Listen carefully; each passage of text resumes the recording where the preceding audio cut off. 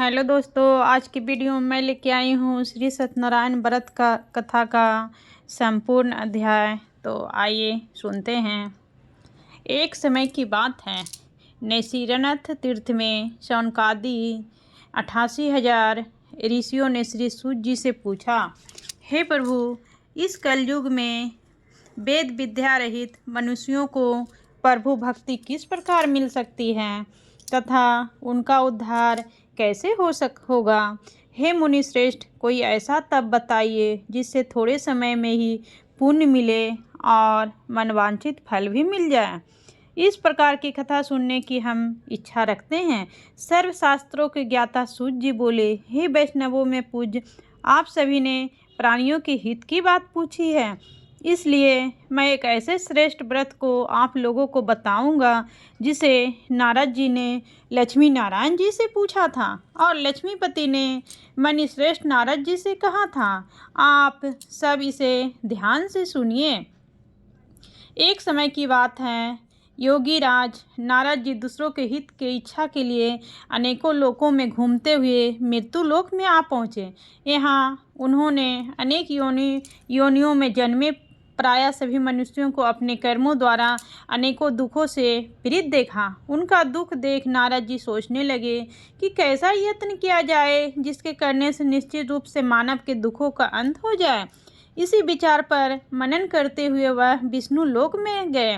वहाँ वह देवों के इस नारायण की स्तुति करने लगे, जिनके हाथ में शंख चक्र गदा और पद थे, गले में वरमाला पहने हुए थे। स्तुति करते हुए नारद जी बोले, हे भगवान, आप अत्यंत शक्ति से संपन्न हैं, मन तथा वाणी भी आपको नहीं पा सकती हैं। आपका आदि मध्य तथा अंत नहीं है। निर्गुण स्वरूप सृष्टि के कारण भक्तों को दुख को दूर करने वाला है। आपको मेरा नमस्कार है। नारद जी की स्तुति सुन विष्णु भगवान बोले, हे मुनि श्रेष्ठ, आपके मन में क्या बात है? आप किस काम के लिए पधारे हैं, उसे निसंकोच कहो।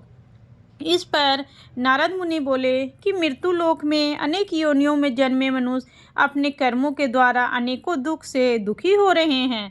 हे नाथ, आप मुझ पर दया रखते हैं तो बताइए कि वो मनुष्य थोड़े प्रयास से ही अपने दुखों से कैसे छुटकारा पा सकते हैं। श्री हरि बोले, हे नारद, मनुष्यों की भलाई के लिए तुमने बहुत अच्छी बात पूछी है। जिसके करने से मनुष्य मोह से छूट जाता है, वह बात मैं कहता हूँ उसे सुनो। स्वर्ग लोक व मृत्यु लोक दोनों में एक दुर्लभ उत्तम व्रत है जो पुण्य देने वाला है। आज प्रेम बस होकर मैं उसे तुमसे कहता हूँ। श्री सत्यनारायण भगवान का यह व्रत अच्छी तरह विधान पूर्वक करके मनुष्य तुरंत यहाँ सुख भोग कर मरने पर मोक्ष पाता है। श्री हरि के वचन सुन नारद जी बोले कि उस व्रत का फल क्या है और उसका विधान क्या है। यह व्रत किसने किया था? इस व्रत को किस दिन करना चाहिए? सभी कुछ विस्तार से बताएं। नारद की बात सुनकर श्री हरि बोले, दुख व शोक को दूर करने वाला यह सभी स्थानों पर विजय दिलाने वाला है। मानव को भक्ति व श्रद्धा के साथ शाम को श्री सत्यनारायण की पूजा धर्मपरायण होकर ब्राह्मणों व बंधुओं के साथ करनी चाहिए।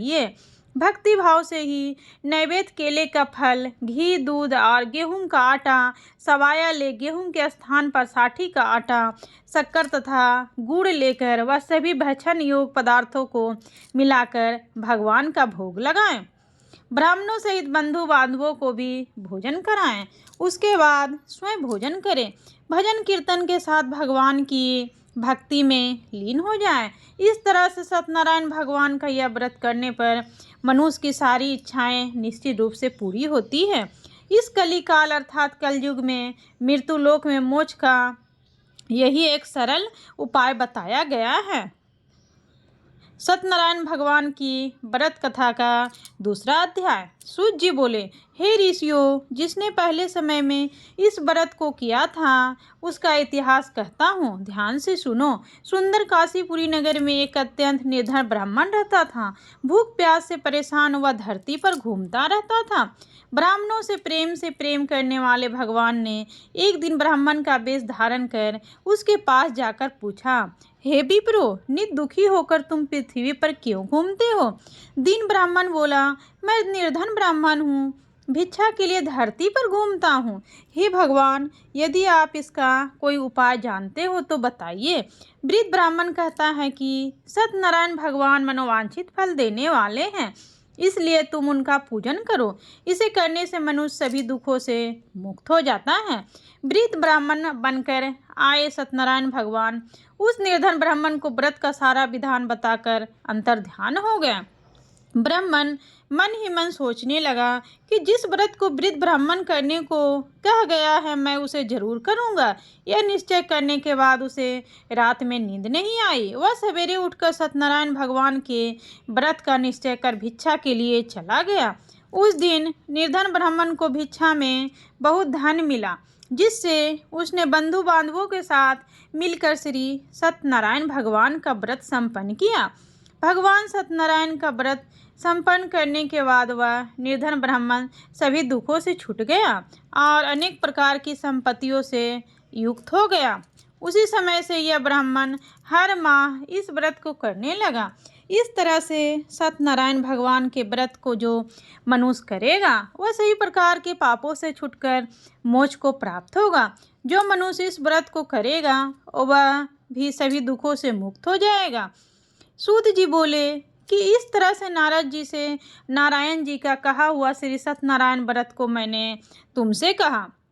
हे विप्रो, मैं अब और क्या कहूँ। ऋषि बोले, हे मुनिवर, संसार में उस विप्रो से सुनकर और किस किस ने इस व्रत को किया, हम सब इस बात को सुनना चाहते हैं। इसके लिए हमारे मन में श्रद्धा का भाव है। सूत जी बोले, हे मुनियों, जिस जिसने इस व्रत को किया है वे सब सुनो। एक समय वही विप्रो धन व ऐश्वर्य के अनुसार अपने बंधु बांधवों के साथ इस व्रत को करने को तैयार हुआ। उसी समय एक लकड़ी बेचने वाला बूढ़ा आदमी आया और लकड़ियां बाहर रखकर अंदर ब्राह्मण के घर में गया। प्यास से दुखी हुआ लकड़हारा उनको व्रत करते देख विप्रो को नमस्कार कर पूछने लगा कि आप यह क्या कर रहे हैं। तो उन्होंने बताया कि व्रत कर रहा हूँ तथा इसे करने से क्या फल मिलेगा, कृपया मुझे भी बताएं। ब्राह्मण ने कहा कि सब मनोकामनाओं को पूरा करने वाला यह सत्यनारायण भगवान का व्रत है। इनकी कृपा से ही मेरे घर में धन धान आदि की वृद्धि हुई है। विप्रो से सत्यनारायण व्रत उसके बारे में जानकर लकड़हारा बहुत प्रसन्न हुआ। चरणामृत लेकर वह प्रसाद खाने के बाद वह अपने घर गया। लकड़हारे ने अपने मन में संकल्प किया कि आज लकड़ी बेचने से जो धन मिलेगा उसी से श्री सत्यनारायण भगवान का उत्तम व्रत करूँगा। मन में इस विचार को ले बूढ़ा आदमी सिर पर लकड़ियां रख उस नगर में बेचने गया जहां धनी लोग ज्यादा रहते थे। उस नगर में उसे अपने लकड़ियों का दाम पहले से 4 गुना अधिक मिलता है। बूढ़ा प्रसन्नता के साथ दाम लेकर केले, शक्कर, घी, दूध, दही और गेहूं का आटा ले और सत्यनारायण भगवान के व्रत की अन्य सामग्रियां लेकर अपने घर गया। वहां उसने अपने बंधु बांधवों को बुलाकर विधि विधान से सत्यनारायण भगवान का पूजन और व्रत किया। इस व्रत के प्रभाव से वह बूढ़ा लकड़हारा धन पुत्र आदि से युक्त होकर संसार के समस्त सुख भोग अंतकाल में वैकुंठ धाम चला गया। भगवान श्री सत्यनारायण भगवान व्रत की कथा का 3रा अध्याय। सूत जी बोले, हे श्रेष्ठ मुनियों, अब आगे की कथा कहता हूँ। पहले समय में उल्कामुख नाम का एक बुद्धिमान राजा था। वह सतवक्ता और जितेंद्रिय था। प्रतिदिन देवस्थानों पर जाता और निर्धनों को धन देकर उनके कष्ट दूर करता था। उसकी पत्नी कमल के समान मुख वाली तथा सती साध्वी थी। भरतशिला नदी के तट पर उन दोनों ने श्री सत्यनारायण भगवान का व्रत किया। उसी समय साधु नाम का एक वैश्य आया। उसके पास व्यापार करने के लिए बहुत सा धन भी था। राजा को व्रत करते देखकर वह विनय के साथ पूछने लगा, हे राजन, भक्ति भाव से पूर्ण होकर आप यह क्या कर रहे हैं? मैं सुनने की इच्छा रखता हूँ, तो आप मुझे बताएं। राजा बोला, हे साधु, अपने बंधु बांधवों के साथ पुत्रदादी की प्राप्ति के लिए एक महाशक्तिमान श्री सत्यनारायण भगवान का व्रत व पूजन कर रहा हूँ। राजा के वचन सुन साधु आदर से बोला, हे राजन, मुझे इस व्रत का सारा विधान कहिए। आपकी कथानुसार मैं भी इस व्रत को करूँगा। मेरी भी संतान नहीं है और इस व्रत को करने से निश्चित रूप से मुझे संतान की प्राप्ति होगी। राजा से व्रत का सारा विधान सुन व्यापार से निवृत्त हो वह अपने घर गया। साधु वैश्य ने अपनी पत्नी को संतान देने वाले इस व्रत का वर्णन कर सुनाया और कहा कि जब मेरी संतान होगी तब मैं इस व्रत को करूँगा। साधु ने इस तरह के वचन अपनी पत्नी लीलावती से कहे। एक दिन लीलावती पति के साथ आनंदित हो सांसारिक धर्म में प्रवृत्त होकर सत्यनारायण भगवान की कृपा से गर्भवती हो गई। 10वें महीने में उसके गर्भ से एक सुंदर कन्या ने जन्म लिया। दिनों दिनों वह ऐसे बढ़ने लगी जैसे कि शुक्ल पक्ष का चंद्रमा बढ़ता है। माता पिता ने अपनी कन्या का नाम कलावती रखा। एक दिन लीलावती ने मीठे शब्दों में अपने पति को याद दिलाया कि आपने सत्यनारायण भगवान के जिस व्रत को करने का संकल्प किया था उसे करने का समय आ गया है। आप इस व्रत को करिए। साधु बोला कि हे प्रिय, इस व्रत को मैं उसके विवाह पर करूँगा। इस प्रकार अपनी पत्नी को आश्वासन देकर वह नगर को चला गया। कलावती पिता के घर में रह वृद्धि को प्राप्त हो गई। साधु ने एक बार नगर में अपनी कन्या को सखियों के साथ देखा तो तुरंत ही दूत को बुलाया और कहा कि मेरी कन्या की योग वर देखकर आओ। साधु की बात सुनकर दूत कंचन नगर में पहुंचा और वहां देखभाल कर लड़की के सुयोग बनिक पुत्र को ले आया। सुयोग लड़के को देख साधु ने बंधु बांधवों को बुलाकर अपनी पुत्री का विवाह कर दिया। लेकिन दुर्भाग्य की बात ये कि साधु ने अभी भी श्री सत्यनारायण भगवान का व्रत नहीं किया।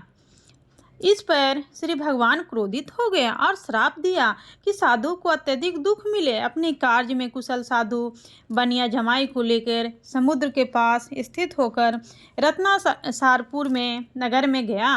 वहां जाकर दामाद ससुर दोनों मिलकर चंद्रकेतु राजा के नगर में व्यापार करने लगे।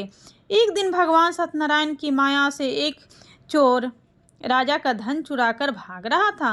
उसने राजा के सिपाहियों को अपना पीछा करते देख चुराया हुआ धन वहां रख दिया जहां साधु अपने जमाई के साथ ठहरा हुआ था।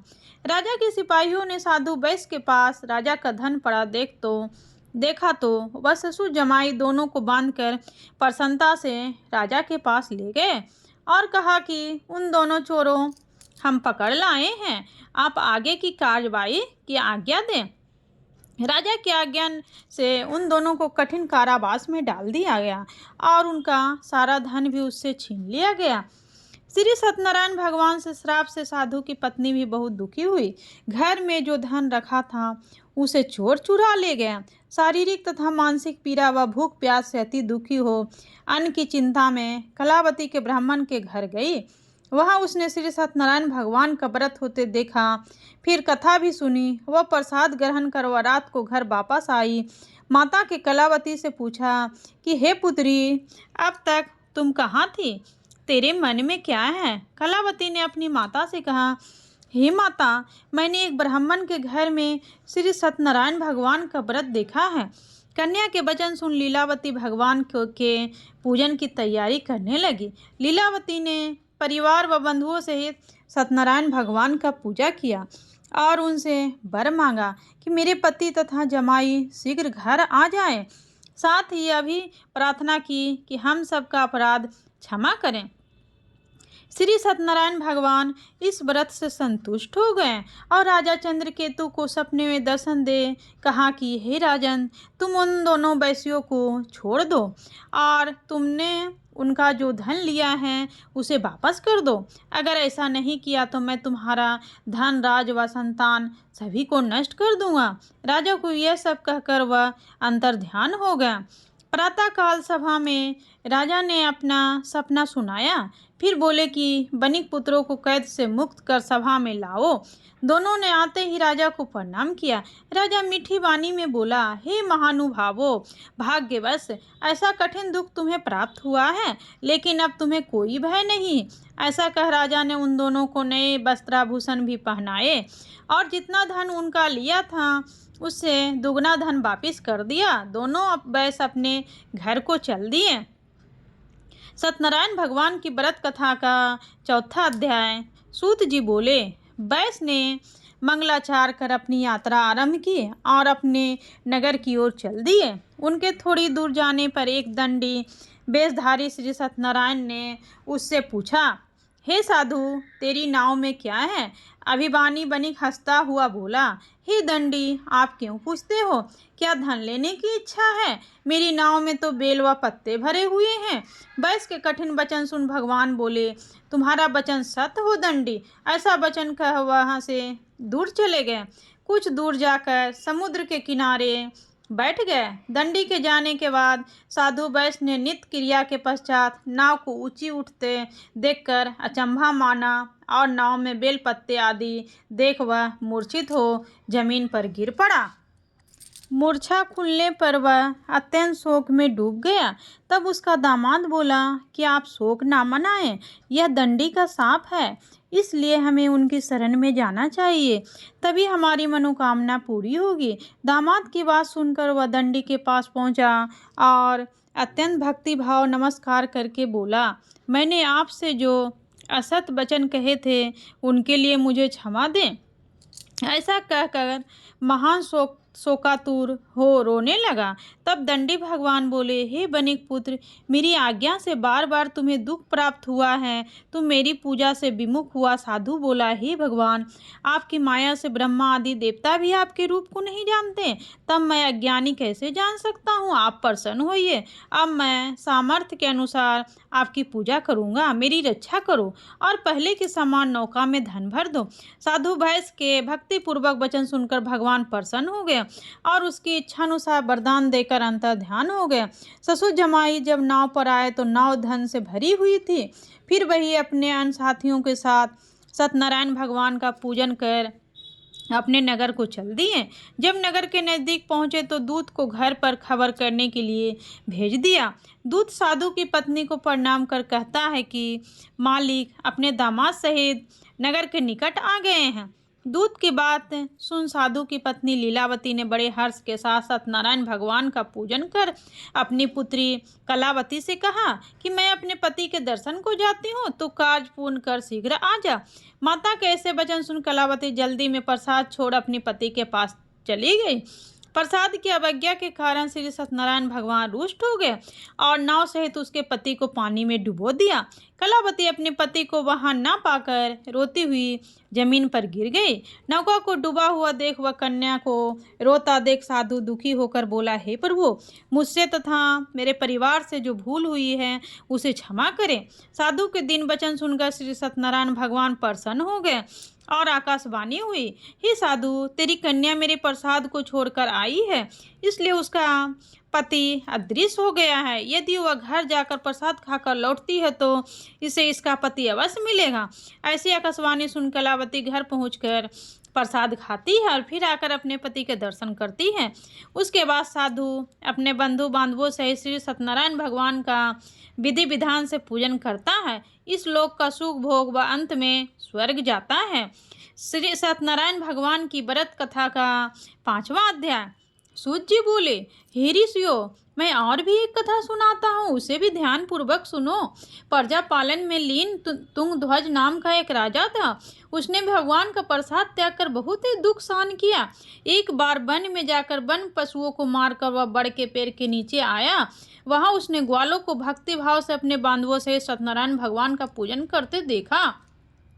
अभिमान बस राजा ने उन्हें देखकर भी पूजा स्थान में नहीं गया, न ही उसे भगवान को नमस्कार किया। ग्वालों ने राजा को प्रसाद दिया, लेकिन उसने वह प्रसाद नहीं खाया और प्रसाद को वही छोड़ अपने घर को चला गया। जब वह नगर में पहुंचा तो वहां सब कुछ तहस नहस हुआ पाया तो वह शीघ्र ही समझ गया कि यह सब भगवान ने ही किया। वह दोबारा ग्वालों के पास पहुंचा और विधि पूर्वक पूजा करके प्रसाद खाया तो श्री सत्यनारायण भगवान कृपा से सब कुछ पहले जैसा हो गया।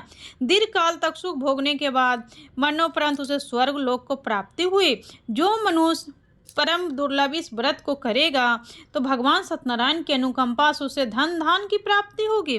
निर्धन धनी हो जाता है और भय मुक्त ही हो जीवन जीता है। संतानहीन मनुष्य को संतान सुख मिलता है और सारे मनोरथ पूर्ण होने पर मानव अंतकाल में वैकुंठ धाम को जाता है। सूत जी बोले, जिन्होंने पहले इस व्रत को किया है, अब उनके दूसरे जन्म की कथा कहता हूँ। वृषदानन ब्राह्मण ने सुदामा का जन्म लेकर मोक्ष की प्राप्ति की। लकड़हारे ने अगले जन्म में निषाद बनकर मोक्ष प्राप्त किया। उल्कामुख नाम का राजा दशरथ होकर बैकुंठ को गए। साधु नाम के वैश्य ने मोरध्वज बनकर अपने पुत्र को आरे से चीरकर मोक्ष पाया। महाराज तुंगध्वज ने स्वयं भू होकर भगवान में भक्तियुक्त हो कर्म कर मोक्ष पाया। बोलो श्री सत्यनारायण भगवान की जय।